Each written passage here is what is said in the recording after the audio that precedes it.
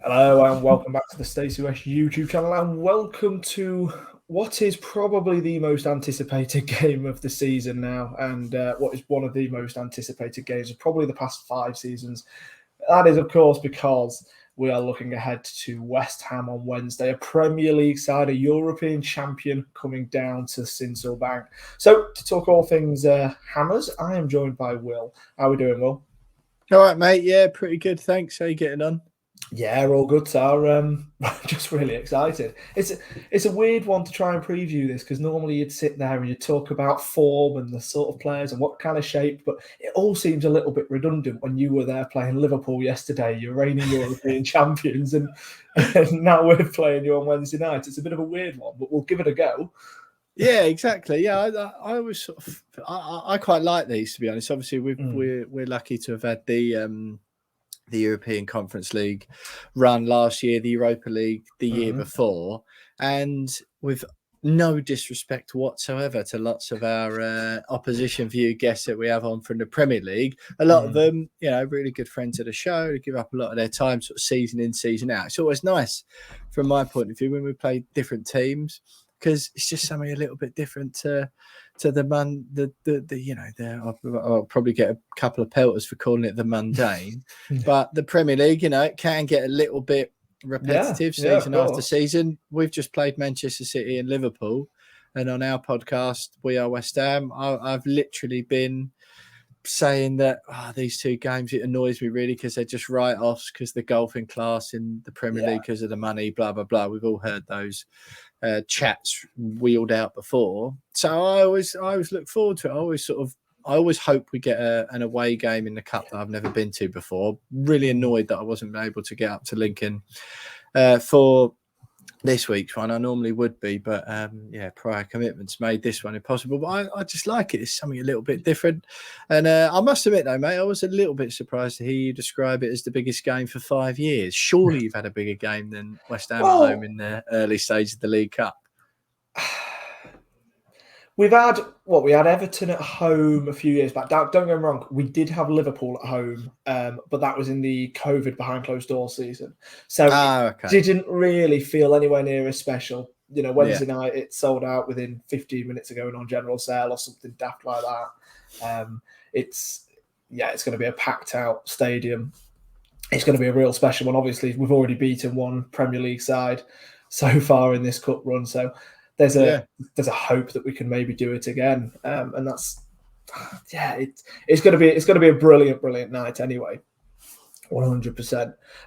So I kind of just want to ask you. Obviously, I'm not really going to harp on too much about like I say the form, because you've got 3 wins, 1 draw, and then 2 losses, and then 2 losses were against Man City and Liverpool. So like you say, they're kind of hard to read into.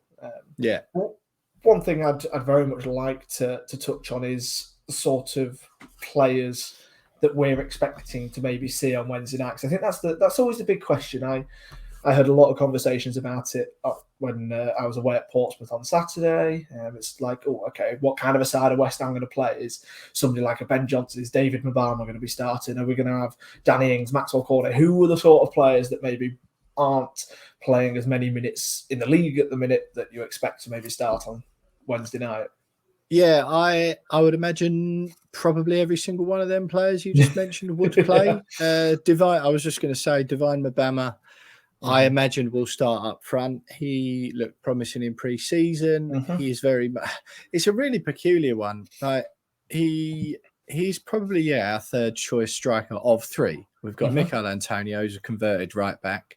We've got Danny Ings, who, to be honest, I think it's a real shame what's happened to his career. Basically, since he left Southampton the second time, he was class at Southampton.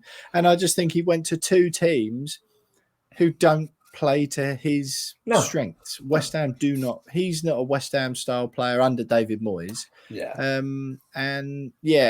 a real, I just think it's a shame, because I don't think anyone is seeing the best of him at the moment. I think it's a bit of a mismatch, but I think he felt like that at Aston Villa as well and just wanted to get out of there. Yeah. So no, but I imagine so he sort of comes on, but Mbama is a good player. He's a tidy player. He's one of those players where at the moment I'm not certain he'll have a long-term West Ham career, or whether it'll be one of them where he just ends up. You know, the analogy I've used on the podcast a few times is I wouldn't be surprised if he ends up doing 5 years starting for Cardiff or something, scoring 10 to 15 championship goals a season as they finished 13th in the championship every season. Like a very decent, respectable living. Do you know what I mean? 15 grand a week for the next 10 years. Whether or not he'll cut it at Prem level, I'm not quite sure yet. He needs to kick on another level or two. Yeah. And I do worry that, you know, West Ham, he perhaps needs a loan, maybe, if he's going to do that. But because he's not getting game time, he doesn't even get off the bench in the Prem or the games that matter, because Moyes, for some political reason, I think, puts Ings on. But yeah, Ben Johnson will probably play. You'll have Fabianski in goal because he's the cup keeper. Yeah. So Souček will get him run out in midfield, I imagine. Like Moyes takes his competition seriously, but he will strike a balance with the Europa League games we've got as well. Well, this is the thing, because you very much seem like an EFL kind of side when you seem, you know, your weekend, midweek, every single week at the minute. and that was something that we very much spoke about when the draw first came out, was, actually, this is a little bit of a positive one, a team that's in Europe, a team that's obviously gonna, you know, they're gonna be stretched slightly thin and maybe not quite the size of squad as your Liverpool, for example. So it's always a nice little. I'll be honest, mate. You're right, but you'll have some, like Angelo Bonner will play, who's still a Premier League quality centre back. Thomas Souček, I imagine, will start. Bowen will get rested. Antonio will get rested. Said Benrahma will probably start. You know, well, look at the fact that Fabianski is your cup goalkeeper. Fabianski, I've loaded for the last 5 years as one of the best Premier League goalkeepers. And the fact that he's now starting as your cup goalkeeper it just shows the gulf in quality, doesn't it? At the end of the day, definitely. I mean, it was a big call from Moisey over the summer, dropping Fabianski as our Prem number one and bringing in Areola. Areola, it turns out, has been sensational. And to be honest, it was a rock and a hard place for Moyes, because they're both as good as each other at the moment. But Fabianski, I think, is about 37 or something now. Yeah, something like that, isn't he? He might have 1 or 2 years left in him. Areola's 30. And would have left if Moisey didn't make him number one this year. He wants to get into France's Euro squad. So, we did the swap over. But yeah, to have someone like Fabianski was fuming about it. He did a big interview in Poland. Oh, really? He wasn't happy. But yeah, so honestly, it's a real different experience supporting West Ham these days, because especially with the signings we've made this summer, our bench is it's not as strong, but we've actually got players for the first time I can remember for years and years and years who can come off the bench and make a difference, rather than just having a good first 11 and then a load of bodies on the bench, rather than players who can come on and do something a bit different. So I wouldn't really sort of consider it that it's going to be the youth team and you can do us over, to be honest. No, I'm definitely not expecting that. And if we're being totally honest, I am hoping to try and if we can try and get you to penalties, something like that. I'm not expecting anything out of the game, and I think anybody who does it, it's a little bit too naive to think that, like you say, you're just going to come and bring an under-21 side and we'll turn you over, because that's just not going to happen. But no, the home crowd with us and all of that, you just never know what could happen on the night if we get an early goal or something like that. When we had Everton at the bank, what that would have been probably is 5 years ago or 4 years ago. I think it was start of 2019, and that we scored inside of 21 seconds. So if we can do the same, and we're a lot more resolute at the back now than what we were back then. So if we can do the same and then just 10 men behind the ball, you never quite know, do you? But it would certainly be a nice opportunity. One thing I also just want to pick up on, like I say, it's kind of hard to necessarily read into the stats and such, but I always try to. And I don't know about yourself, but I I'm a bit of a lover of XG. Most of the guys on the podcast are a big kind of fan of the stat. Can't stand it. well, I'd better just shut up that now. Nah, go on, mate. One thing I've kind of just noticed was that actually you're overperforming your XG at the minute. You have scored more than what your XG suggests, and you've conceded less than what your XG against suggests. Now, that to me, especially the XG against one, obviously A tells me that you can be clinical, but it also tells me that you maybe give away a few chances. But obviously, you've already mentioned the strength that is Areola. But yeah, it kind of suggests to me that you give away a few chances, but you can stop them from going into the back of the net. There may be only half chances or things like that. Would that be a reasonable kind of sort of? I mean, we've conceded in every game this season, and it's one of those things. Really, you do always feel, David Moyes' strength. Not so much. You probably won't see that as much on Wednesday, but his strength is, of course, he's happy to let the opposition have the ball. We often win games with our percentage, records in the 30s. I think we won. I can't remember if it was the Brighton game. I think this season we beat Brighton 3-1 away from home, and you only had 22% possession. Yeah. I mean, it's absolutely and mad. Chelsea 25%. Yeah, exactly. So it's not. We stats wise, if you look to that, you think, oh, West Ham got dominated, and we don't. It is a different experience watching West Ham these days, but it's not as grim and bleak and defensive as that sounds, or as many of our fans will make out, to be quite honest, because we look. Other teams will have a lot of the ball, but I don't spend lots of the game going, like feeling really nervous they're going to score, if you know what I mean. Because we've had a few years of Moyes now, we know what to expect. And all you're doing, you're appreciating our good defensive shape. Teams aren't often getting anywhere. They're being patient. And then all of a sudden, when we win the ball back, then you're excited because it's explosive. And we get the ball up the pitch. And it's not long ball stuff either. It's on the floor. But we've got hard, athletic runners on the wings in particular. We've just brought in Mohamed Kudus as well, who might get a game on Wednesday. I don't know. He's sort of easing him in as is Moyes' way. But I'd be very worried if we do come up against him, I've got to be honest. Yeah, I would be. But yeah, as far as that goes, I think obviously, again, we've conceded 3 against Liverpool, 3 against Manchester City.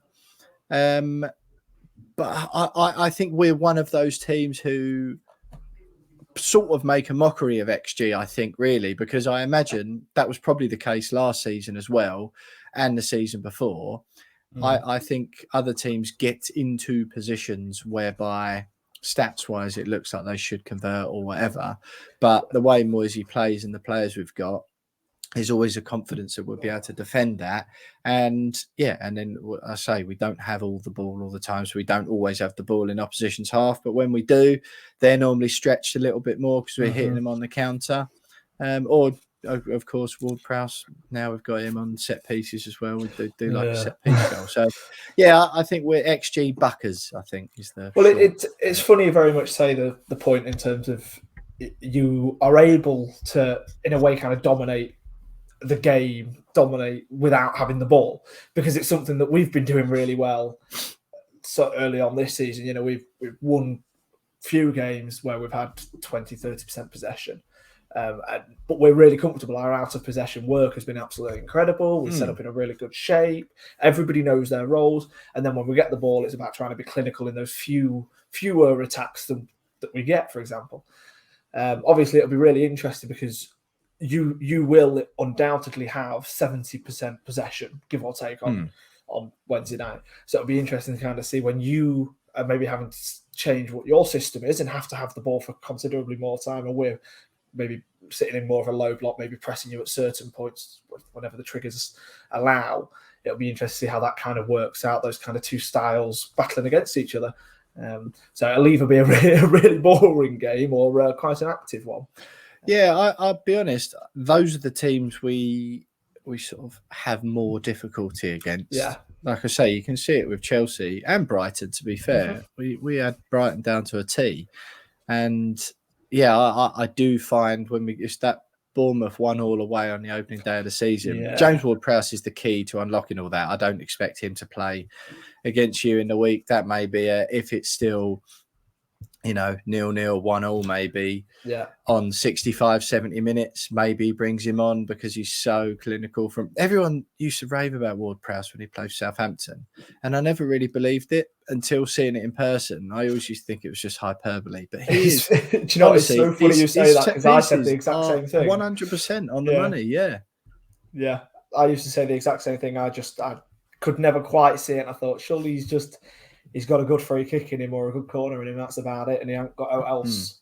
But that was purely for, I guess, saying that without watching him for 90 minutes week in, week out. And like I say, now that you do, it's the whole package. He's quality, Oh, right. Well, I really hope he doesn't start then, like you say. So then, Will, I always like to end this with a prediction. Yeah. Be nice to us.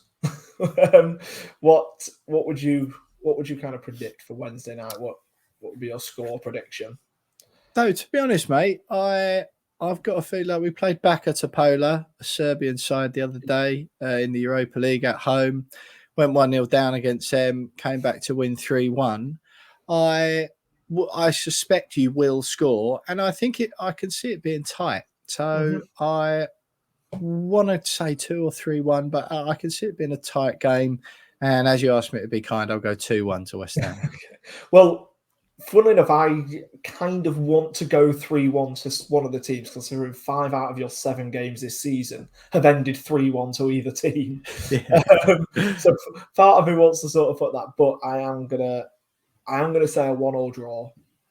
And I'm going to say it goes to penalties, and then that's in the hands of the gods then, isn't it, at the end of the day? Yeah, I must admit, we are quite good on penalties as well, to be fair. So you'll definitely be bringing on James Ward-Prowse in the 89th minute if you've got a penalty, won't you? Exactly, mate. Yeah. No, it's exciting. I'm looking forward to it, though. Oh, so am I. It's going to be an incredible night under the lights. It's full sellout from both home and away fans. There's going to be 10,500 people in the stadium. It's going to be the most packed stadium under the lights we've seen in a long, long time. So it's certainly going to be an incredible one. Will, honestly, thank you so much for joining me. Guys, make sure you do go and check out the We Are West Ham podcast, because you may hear one of ourselves on there as well this week. So make sure to go listen to that, see how they preview the game. And yes, honestly, I hope everybody has an amazing night Wednesday night. And yeah, thank you, Will. Good luck for the rest of the season after Wednesday night. And up the Imps.